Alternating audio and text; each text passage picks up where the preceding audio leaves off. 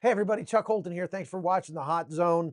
Please make sure you like and subscribe to this podcast for more news. We're going to talk today about a massive attack that just happened in Ukraine starting last night. And once again, Ukraine's night sky was lit up and everybody was running for the shelters. And Russia just unleashed one of its biggest air assaults of the war so far. It happened right as both sides were wrapping up the largest prisoner exchange over the 3 years of the war to date. From Saturday night into Sunday morning, Russia launched an insane number of attack vehicles, about 360, 367, I think, in total. That included ballistic missiles and cruise missiles, air-launched weapons, and over 300 drones. Ukraine's Air Force did what it could. They intercepted a bunch of them, but a lot still got through. Explosions hit 22 different regions. Kyiv, of course, took the majority of the beating. In the village of Markalivka, which is near Kyiv, a missile leveled a home and killed 18 people, including 3 kids. Over 80 residential buildings were damaged, and there were fires everywhere. And look, I don't care what Russia says. They are not engaging in precision fires. They're engaging in terrorism. They are shooting at civilian targets in civilian areas of Ukraine all across the country. Now, Ukrainian officials are calling these deliberate attacks on civilians, no question. One of the university dorms got hit in Kyiv, right near where I have stayed many times. Businesses, homes, normal life is just being attacked. And Russia insists, like I said, they were military targets, but we've seen this play out time and time again. The so-called targets are always where people live and sleep and study. Now, people in Kyiv spent more than 7 hours over the last 2 days hiding in shelters. Imagine that, just 7 hours of sitting there underground waiting and not knowing if the next blast is going to be your building. One guy said the usual sirens started up, then drones buzzed by, and the next thing he knew, his windows and his balcony were gone. You might be surprised if you were to go to Ukraine and visit Kyiv at just how normal everything feels when there's not an air raid siren. People are out walking their dogs. They're, getting ice cream cones. They're, trying to go about their daily lives. And even when the air raid sirens start, a lot of people just ignore them. But when the drones show up and you can hear them like a weed eater in the sky overhead, people start going for the shelters. And fortunately so, or a lot more people would have died. Now, while all that was going on, something else was happening at Ukraine's border with Belarus. A big prisoner exchange took place. Russia and Ukraine traded over about 1,000 prisoners each. Some were civilians and some were soldiers, and it happened in phases over a few days. So that sounds like progress, doesn't it? But when those prisoners started coming home, they brought back stories, dark stories. Many had been held for years. They'd been tortured, starved, and threatened. And their families, they had no idea where they were, and even if they were alive. So now, at these exchanges, families show up with pictures of missing loved ones. They're just hoping someone, anyone, might recognize a face and say, yeah, I saw him in captivity. He's alive. In one case, a returning prisoner actually did recognize someone. He told a mom that her son was alive and hanging in there. You can imagine what that meant to her. But here's something chilling. Prisoners say they were routinely pressured to switch sides. Russian captors tried to recruit them, saying, join us and we'll conquer Ukraine and then march on Europe. That wasn't just talk. It was part of the same psychological campaign Russia has been waging through drone and missile attacks designed to break the Ukrainian spirit. And it's not just soldiers. In occupied areas, civilians are forced to accept Russian citizenship or basically live as non-people. You try to refuse, you get detained, or worse. One doctor, his name was Vladimir Lebuzov, saw it all in Mariupol. He said the city was flattened just for resisting. Same story in Avdiivka, Bakhmut, Soledar, towns that I've visited before the war, now just wiped off the map. So how's the U.S. responding to all this? Well, it's complicated. President Trump has been walking a softer line with Russia. He avoided new sanctions and even discouraged the United Nations from imposing new sanctions on Russia, even as civilian casualties continue to mount.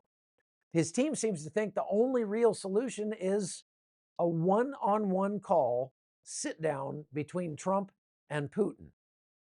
Take a listen to what Secretary of State Marco Rubio said about that here just recently. And frankly, at this point, I think it's abundantly clear that the only way we're going to have a breakthrough here is between President Trump and President Putin. It's going to require that level of engagement to have a breakthrough in this matter. I don't think anything productive is actually going to happen from this point forward until they engage in a very frank and direct conversation, which I know President Trump is willing to do. So, as he said there, he thinks nothing is going to move forward until Trump and Putin have a serious, direct conversation. Well, they just did that. They had a 2-hour phone call and nothing came out of it. So, President Trump at this point is more of a hindrance to peace than he is a help to peace, because what he's doing is he's giving Ukraine an ultimatum that they need to surrender and telling Russia they can, have more. He's giving them space. That approach is raising red flags. Critics are saying this posture, where the U.S. is signaling that maybe Ukraine should make these territorial concessions, actually plays right into Putin's hands. It gives Russia permission to keep doing what it's doing. So let's be clear. These airstrikes are not just about military tactics. It's psychological warfare designed to wear people down and make Ukrainians feel that they're forgotten and isolated and hopeless. It's terror, plain and simple. And yes, Turkish officials called the prisoners exchange a confidence-building measure, whatever that means. They even said ceasefire terms were exchanged, and Russia promised to deliver a formal peace draft after the exchange took place. But look closer. Russia's demands haven't changed at all. They still want the territories they seized.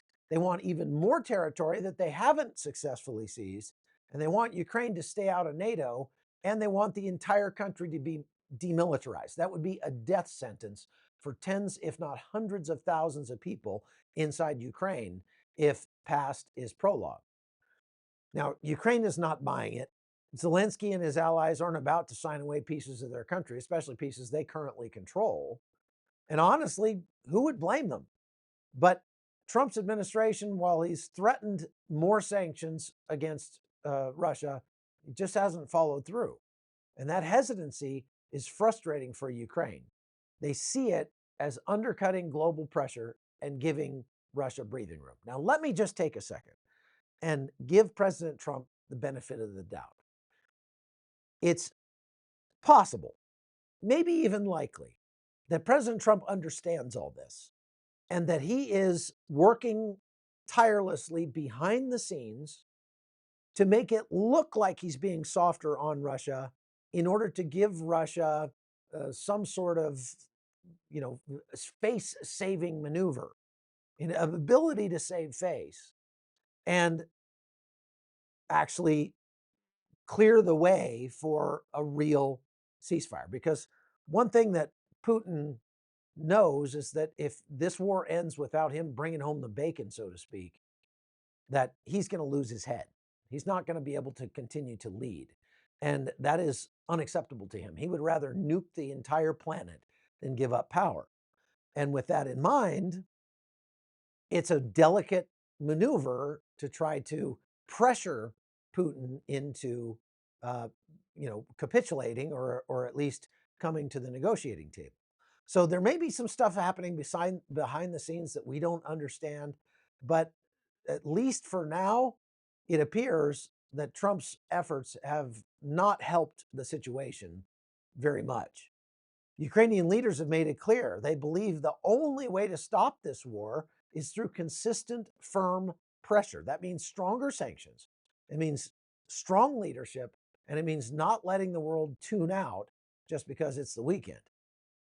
European leaders are largely on the same page. They pointed to Russia's recent attacks as proof that Moscow isn't serious about peace. Some are pushing hard for more sanctions and more aid to Ukraine. Russia, meanwhile, keeps pushing the narrative that its actions are defensive. But its own territory has been hit too by Ukrainian drones targeting factories and infrastructure. And they're doing this every day. These are strategic strikes meant to disrupt weapons production and minor damage to Russia as a whole, but at least symbolically, it shows that Ukraine can reach out and touch Russia where it hurts. Now, even with all the economic strain and the body count continuing to rise, Russia's not backing off. U.S. intelligence says they plan to keep fighting at least through the end of 2025.